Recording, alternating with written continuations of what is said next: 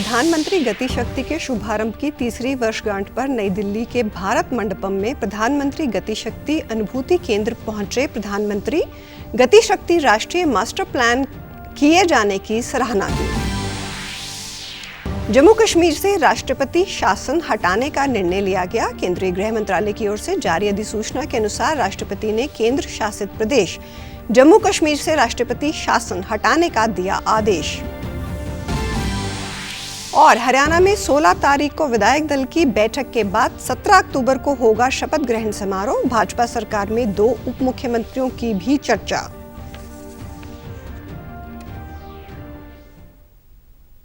नमस्कार, चंडीगढ़ से आपका स्वागत है। मैं हूं शैली तनेजा।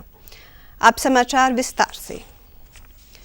प्रधानमंत्री नरेंद्र मोदी ने विभिन्न क्षेत्रों में प्रधानमंत्री गति शक्ति राष्ट्रीय मास्टर प्लान लागू किए जाने की सराहना की है। ये प्लान विकसित भारत बनाने के दृष्टिकोण में तेजी ला रहा है। एक औचक दौरे के तहत मोदी कल प्रधानमंत्री गति शक्ति के शुभारंभ की तीसरी वर्षगांठ पर नई दिल्ली के भारत मंडपम के प्रधानमंत्री गति शक्ति अनुभूति केंद्र पहुंचे। उन्होंने प्रधानमंत्री गति शक्ति के जरिए देश भर में विभिन्न परियोजनाओं के क्रियान्वयन और योजना बनाने में किए गए प्रयासों की सराहना की। प्रधानमंत्री मोदी ने एक जिला एक उत्पाद अनुभूति केंद्र का भी दौरा किया।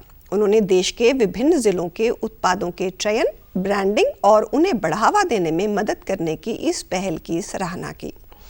प्रधानमंत्री गति शक्ति के जरिए संबंधित मंत्रालयों और विभागों ने कोयला, इस्पात, उर्वरक, बंदरगाह, खाद्य और जन वितरण जैसे अर्थव्यवस्था के महत्वपूर्ण क्षेत्रों के अंतिम छोर तक कनेक्टिविटी से संबंधित 156 अवसंरचनाओं में अंतर की पहचान भी की है। रेल मंत्रालय के सिर्फ एक वर्ष में 400 से अधिक रेलवे परियोजनाओं और 27,000 किलोमीटर रेल लाइन निर्मित करने की योजना है। प्रधानमंत्री गति शक्ति आंगनबाड़ी केंद्रों के स्थानों की प्रभावशाली योजना बनाने में भी सहायता प्रदान कर रही है।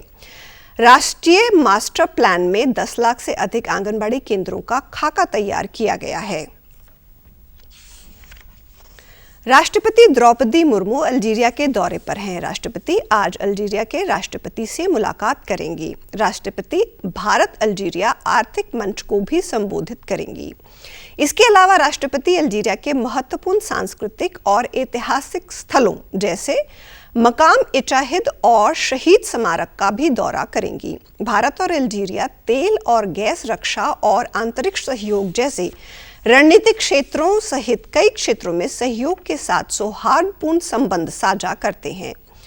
राष्ट्रपति द्रौपदी मुर्मू 15 अक्टूबर तक अल्जीरिया के दौरे पर रहेंगी। अफ्रीका के साथ मजबूत साझेदारी उनकी यात्रा की शीर्ष प्राथमिकता है।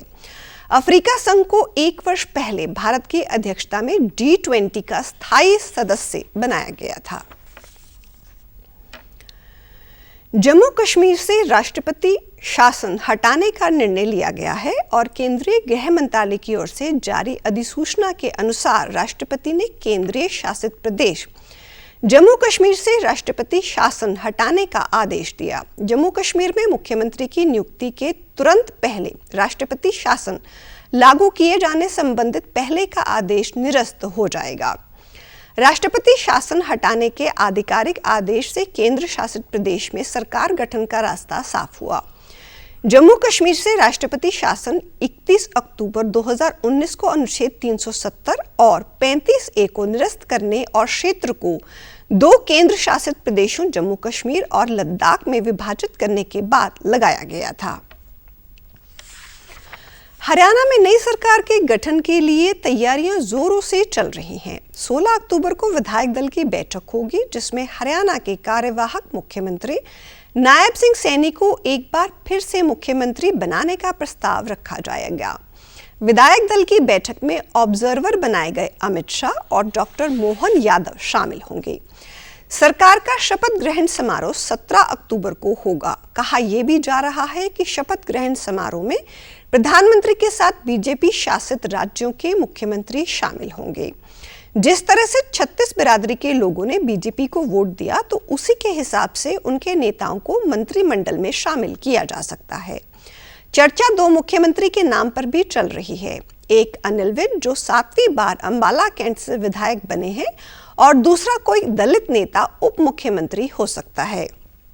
जिन लोगों के मंत्री बनने के कयास लगाए जा रहे हैं उनमें राव नीरवीर सिंह, सावित्री जिंदल, मूलचंद शर्मा, आरती राव, कृष्ण पवार, विपुल गोयल, डॉक्टर अरविंद शर्मा, कृष्ण मिड्डा, श्याम सिंह राणा, डॉक्टर कृष्ण कुमार, सुनील सांगवान और महिपाल ढांडा और इसके साथ हरविंदर कल्याण शामिल हैं।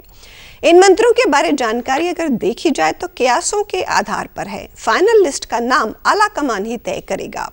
जेपी नड्डा और अमित शाह की सहमति के बाद और सरकार गठन से पहले नायब सिंह सैनी कामाख्या देवी मंदिर में मां की पूजा अर्चना के लिए पहुंचे, जहां उन्होंने कहा कि मुझे मां कामाख्या देवी मंदिर में शीश निभाने का मौका मिला है। किया है 16 तारीख को सभी हमारे लेजिस्लेटिव मेंबर्स उनके साथ मीटिंग होगा। मीटिंग के बाद सारा शपथ ग्रहण का 17 तारीख को कार्यक्रम होगा। आज कामाख्या माँ के चरणों में मुझे आने का, शीश नवाने का अवसर मिला है और मैं पुनः हरियाणा वासियों को इतना बड़ा मैंडेट जो दिया है, आदरणीय मोदी जी के नेतृत्व में जो विश्वास व्यक्त लोगों ने किया है, मैं उसकी बहुत बहुत शुभकामनाएं और बधाई देता हूँ। हरियाणा सरकार ने हरियाणा लोक सेवा आयोग और हरियाणा कर्मचारी चयन आयोग द्वारा ग्रुप ए, बी, सी व डी के विभिन्न सरकारी पदों और नव चयनित उम्मीदवारों को उनके चरित्र सत्यापन और मेडिकल सर्टिफिकेट में छूट देकर उन्हें प्रोविजनल आधार पर नियुक्ति पत्र जारी करने का निर्णय लिया है। उम्मीदवारों के चरित्र और पूर्व वृत्त का सत्यापन प्रोविजनल नियुक्ति की तिथि से 3 महीने के अंदर अंदर करना है। सरकारी प्रवक्ता ने जानकारी देते हुए बताया कि इस संबंध में मुख्य सचिव कार्यालय की ओर से एक पत्र सभी प्रशासनिक सचिवों और विभागाध्यक्षों को लिखा गया है। उम्मीदवारों के चरित्र और पूर्व जीवन के बारे में सत्यापन के कार्य में बहुत समय लगता है, इसलिए सरकार ने नियुक्तियों में चरित्र सत्यापन और मेडिकल सर्टिफिकेट में छूट देने का निर्णय लिया है। इसके अलावा HPSC, HSSC द्वारा भेजे गए उम्मीदवारों के बायोमेट्रिक फेशियल सत्यापन के मिलान का कार्य प्रोविजनल नियुक्ति की तिथि से 2 सप्ताह के भीतर किया जाएगा। उन्होंने बताया कि प्रोविजनल नियुक्ति पत्र में ये उल्लेखनीय होगा कि यदि सत्यापन के बाद उम्मीदवार के खिलाफ कुछ भी प्रतिकूल रिपोर्ट दर्ज की जाती है तो उस स्थिति में नव नियुक्त कर्मचारी की सेवाएं बिना किसी नोटिस दिए तुरंत प्रभाव से समाप्त कर दी जाएगी। पंजाब के मुख्य सचिव KAP सिन्हा ने कल अमृतसर में श्री दरबार साहिब और दुर्गियाना मंदिर में माथा टेका। श्री दरबार साहिब में श्रद्धा अर्पित करने के बाद मुख्य सचिव ने पवित्र स्थल की परिक्रमा की और गुरबानी का इलाही कीर्तन सुना। इसके बाद उन्हें शिरोमणि कमेटी द्वारा सूचना कार्यालय में सम्मानित किया गया। दुर्गियाना मंदिर में नतमस्तक होने के बाद मंदिर कमेटी द्वारा भी मुख्य सचिव का सम्मान किया गया। मुख्य सचिव सिन्हा ने कहा कि नए पद की जिम्मेदारी संभालने के बाद वो आभार व्यक्त करने और राज्य की जनता की सेवा करने के लिए गुरु घर से आशीर्वाद लेने आए हैं। उन्होंने कहा कि उन्होंने परमात्मा से ये आशीर्वाद मांगा है कि पंजाब के लोगों की ईमानदारी और संपूर्ण भावना के साथ सेवा कर सकें। इस अवसर पर डिप्टी कमिश्नर अमृतसर साक्षी साहनी और SDM मन कंवल सिंह चहल और DCP हरप्रीत सिंह मंडेर भी उपस्थित थे। PGI चंडीगढ़ में आउटसोर्स कर्मियों की चल रही हड़ताल को गंभीर मानते हुए निदेशक प्रोफेसर विवेक लाल ने कहा कि हम अपने आउटसोर्स कर्मचारियों की चिंताओं को समझते हैं और संस्थान के भीतर उनकी भूमिकाओं के महत्व को स्वीकार करते हैं। हम इस चुनौतीपूर्ण अवधि के दौरान भी मरीजों की देखभाल के लिए प्रतिबद्ध हैं। हम बातचीत के लिए तैयार हैं और मामले को सौहार्दपूर्ण ढंग से सुलझाने के लिए सभी हितधारकों के साथ सक्रिय रूप से जुड़ रहे हैं। आज आपातकालीन ट्रॉमा और ICU सेवाएं सामान्य रूप से जारी रहेंगी, जबकि OPD सेवाएं केवल पहले से पंजीकरण मरीजों के लिए सुबह 8 से 10 बजे तक सीमित होंगी। नए मरीजों का पंजीकरण नहीं किया जाएगा और पहले से ऑनलाइन किया गया पंजीकरण भी रद्द कर दिया गया है। दिन में केयर यूनिट में निर्धारित कीमोथेरेपी योजना के अनुसार जारी रहेगी।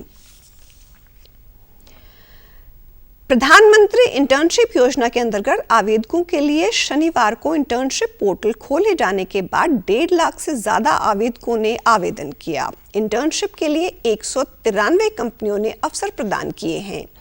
प्रधानमंत्री इंटर्नशिप योजना का लक्ष्य वित्त वर्ष 2024-25 में 21 से 24 साल के 1 लाख से ज्यादा युवाओं को इंटर्नशिप के अवसर मुहैया करवाना है।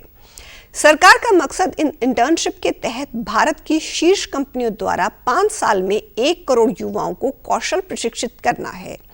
सरकार की इस योजना के जरिए युवाओं को पेशेवरों के बीच 12 महीने कारोबारी माहौल में काम करने का अवसर मिलेगा। योजना की घोषणा वित्त मंत्री ने वित्त वर्ष 2024-25 में अपने बजट भाषण में की थी। प्रधानमंत्री इंटर्नशिप योजना के तहत देश में युवाओं को रोजगार मिलेगा और पोर्टल से जुड़ी कंपनियों में काम करने का मौका भी, जिसके लिए कॉरपोरेट मामले में जो मंत्रालय होगा वो सहयोग करेंगे। केंद्रीय गृह मंत्री अमित शाह ने तय किया कि वो ड्रग तस्करों की कमर तोड़कर ही रहेंगे। उनके इस इरादे को पूरा करने के लिए पूरे देश से ड्रग के खिलाफ तेजी से अभियान चलाए जा रहे हैं। दिल्ली के महिपालपुर में पकड़ी गई लगभग 6,000 करोड़ रुपए की कोकीन तस्करी के मामले में जांच का दायरा लगातार बढ़ता जा रहा है। इस नेटवर्क की पड़ताल में जुटी दिल्ली पुलिस और गुजरात पुलिस ने संयुक्त अभियान में गुजरात के अंकलेश्वर से 518 किलोग्राम कोकीन बरामद की। बाजार में इसकी कीमत 5,000 करोड़ रुपए बताई जा रही है। इस पखवाड़े के भीतर ड्रग की ये तीसरी बड़ी बरामदगी है। इससे पहले पुलिस ने 1 अक्टूबर को महिपालपुर में 562 किलोग्राम और पिछले हफ्ते इस सिंडिकेट दिल्ली के रमेश नगर स्थित ठिकाने से 208 किलोग्राम कोकीन बरामद की जा चुकी है। इस सिंडिकेट में से अब तक 1,289 किलोग्राम कोकीन की बरामदगी हुई, जिसकी अंतर्राष्ट्रीय मार्केट में कीमत 12,000 करोड़ रुपए से ज्यादा है, जो अब तक की सबसे बड़ी बरामदगी है। इस सिंडिकेट में 7 आरोपियों को गिरफ्तार किया जा चुका है। भारतीय रिजर्व बैंक के गवर्नर शक्तिकांत दास ने आज कहा कि भारत एक विश्व स्तरीय डिजिटल सार्वजनिक अवसंरचना विकसित कर चुका है। इस अवसंरचना ने उच्च गुणवत्ता के डिजिटल वित्तीय उत्पादों के विकास में सुविधा प्रदान की है। उन्होंने कहा कि देश अब विश्व के तीसरे महत्वपूर्ण जीवंत स्टार्टअप पारिस्थितिकी तंत्र का केंद्र बन चुका है। यहाँ 1,40,000 से अधिक स्टार्टअप और 100 से अधिक यूनिकॉर्न हैं। नई दिल्ली में आरबीआई 90 उच्च स्तरीय सम्मेलन को संबोधित करते हुए दास ने कहा कि वैश्विक डिजिटल क्रांति में प्रवेश करने और उसे सुधारने के लिए डिजिटल सार्वजनिक अवसंरचना में भारत के अनुभव का लाभ अन्य देश उठा सकते हैं। डिजिटल मुद्रा के प्रयोग पर रिजर्व बैंक के गवर्नर ने कहा कि केंद्रीय बैंक डिजिटल मुद्रा CBDC सीमा पार निर्बाध भुगतान करने की संभावना रखती है। उन्होंने कहा कि भारत उन चुनिंदा देशों में से एक है जिसने थोक बिक्री और खुदरा CBDC दोनों का शुभारंभ किया। मानकों और अंतर संचालन नियता का सामंजस्य सीमा पार भुगतान में CBDC के लिए महत्वपूर्ण होगा। यह प्रणाली क्रिप्टो करेंसी के साथ जुड़ी गंभीर वित्तीय स्थिरता चिंताओं पर काबू पाने में भी सहायक होगी। वित्तीय क्षेत्र में आर्टिफिशियल इंटेलिजेंस और मशीन लर्निंग से मिलने वाली चुनौतियों को लेकर दास ने कहा कि आर्टिफिशियल इंटेलिजेंस साइबर हमलों और डेटा सेंधमारी के प्रति बढ़ती संवेदनशीलता जैसी नई चुनौतियां पेश कर रहा है। उन्होंने बैंकों और अन्य वित्तीय संस्थानों को इन जोखिमों से निपटने के लिए पर्याप्त जोखिम निवारण उपाय करने को भी कहा है। दास ने बढ़ते ऋण पर भी चिंता व्यक्त की है। महामारी के बाद 2023 में वैश्विक सार्वजनिक ऋण सकल घरेलू उत्पाद का 93.2% हो चुका है।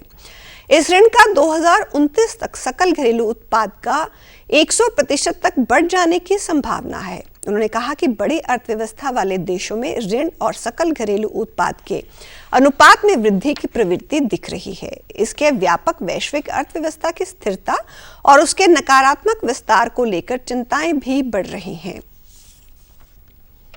और अब पेश हैं खबरें फटाफट।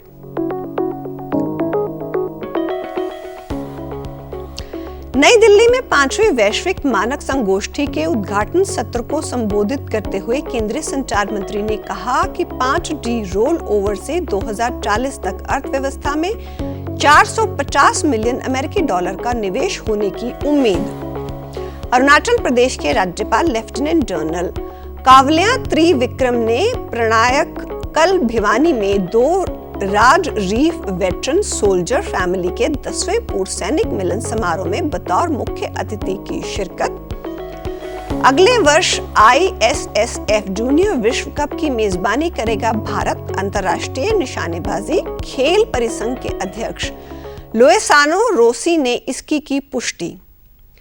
अमेरिका भारत रणनीतिक भागीदारी फोरम की मेजबानी में वार्षिक इंडिया लीडरशिप शिखर सम्मेलन आज नई दिल्ली में होगा आयोजित।